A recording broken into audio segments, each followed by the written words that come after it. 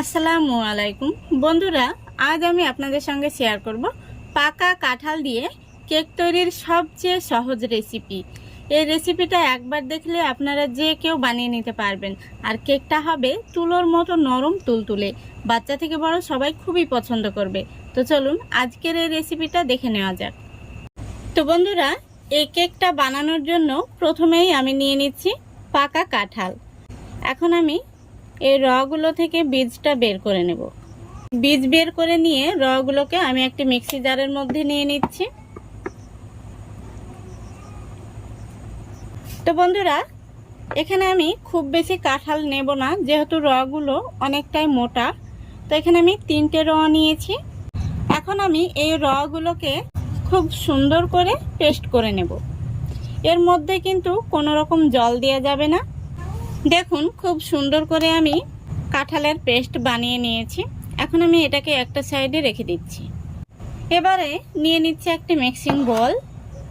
তারপরে নিয়ে নিচ্ছি একটি ডিম। ডিমের জন্য দিয়ে দিচ্ছি স্বাদ মতো লবণ। তারপরে দিচ্ছি 1/3 কাপ চিনি। চিনিটাকে আমি গুঁড়ো করে নিয়েছি, এতে করে ব্যাটারটা তৈরি করতে সুবিধা হবে। সেই সাথে দিয়ে দিচ্ছি 1 চা চামচ সাদা তেল।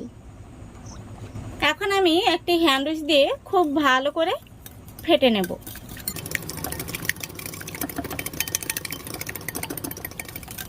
দেখুন, খুব ভালো করে ফেটে নিয়েছি। এখন আমরা যে কাঁঠালের পেস্টটা বানিয়ে রেখেছি সেটা দিয়ে দেব।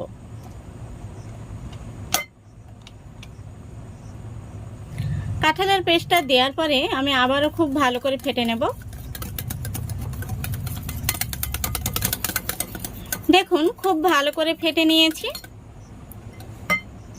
এখন আমি এর মধ্যে দিয়ে দেব 1 কাপ ময়দা। ময়দাটা আমি আগে থেকে চেলে নিয়েছি। সেই সাথে দিয়ে দিচ্ছি 1 চা চামচ বেকিং পাউডার আর 1/2 চা চামচ বেকিং সোডা। এখন আমি সবগুলো উপকরণ খুব ভালো করে মিক্স করে নেব।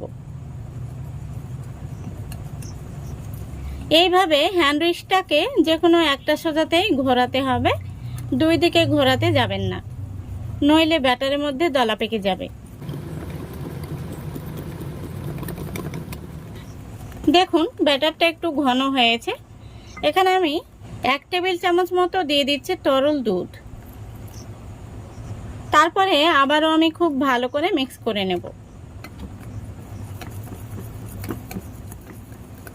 খুব সুন্দর করে মিক্স করে নিয়েছি। এখন আমি এর মধ্যে দিয়ে দিচ্ছি সুন্দর একটি ফ্লেভারের জন্য দারুচিনি আর এলাচের পাউডার। আপনারা চাইলে ভ্যানিলা এসেন্স দিতে পারেন। খুব সুন্দর করে পাউডারটাকে মিশিয়ে নিতে হবে। দেখুন, খুব ভালো করে মিক্স করে নিয়েছি। ব্যাটারটা কিন্তু আমাদের রেডি হয়ে গেছে। এখন আমি এটাকে একটা সাইডে রেখে দিচ্ছি। এবার আমি নিয়ে নিচ্ছি একটি অ্যালুমিনিয়াম বাটি, আর এই বাটিটার মধ্যে আজকে আমি কেকটা বানাবো। তো যেহেতু অনেকটা রাত হয়ে গেছে, সেজন্য আমি বাটিটা আগে থেকে রেডি করে নিয়েছি। বাটির মধ্যে সামান্য তেল দিয়ে তারপরে একটি সাদা কাগজ বসিয়ে দিয়েছি।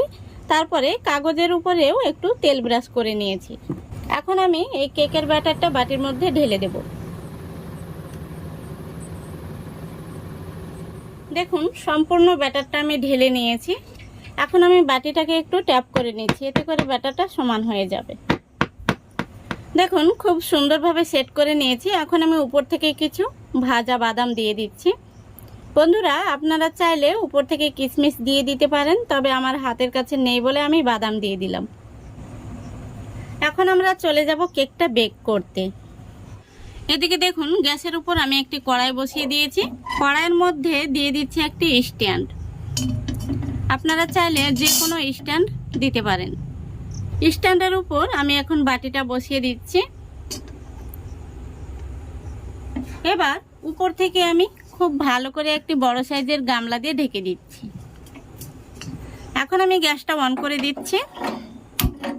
প্রথমত 5 মিনিট আমি হাই ফ্লেমে জাল করে নেব।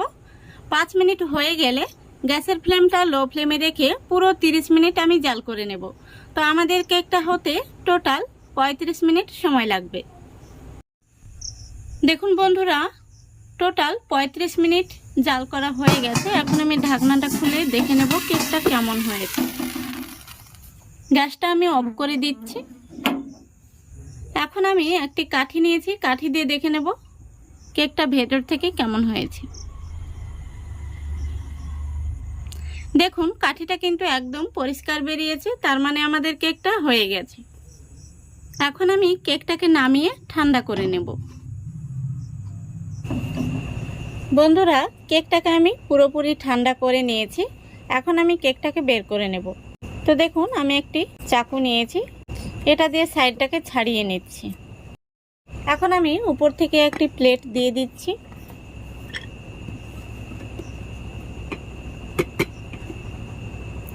দেখুন কত সহজে কেকটা বের হয়ে চলে আসলো। দেখুন কত সুন্দর হয়েছে। এখন আমি কেকটা আপনাদের কেটে দেখিয়ে দিচ্ছি।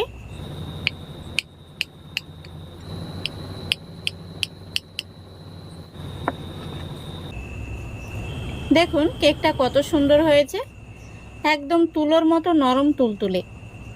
বাচ্চা থেকে বড় সবাই কিন্তু খুবই পছন্দ করবে। তো বন্ধুরা, আপনারা একবার হলেও বাড়িতে বানিয়ে দেখবেন, আশা করছি আপনাদের ভীষণ ভালো লাগবে। তো আজকের মতো এখানেই বিদায় নিচ্ছি। সবাই ভালো থাকবেন, সুস্থ থাকবেন। খোদা হাফেজ।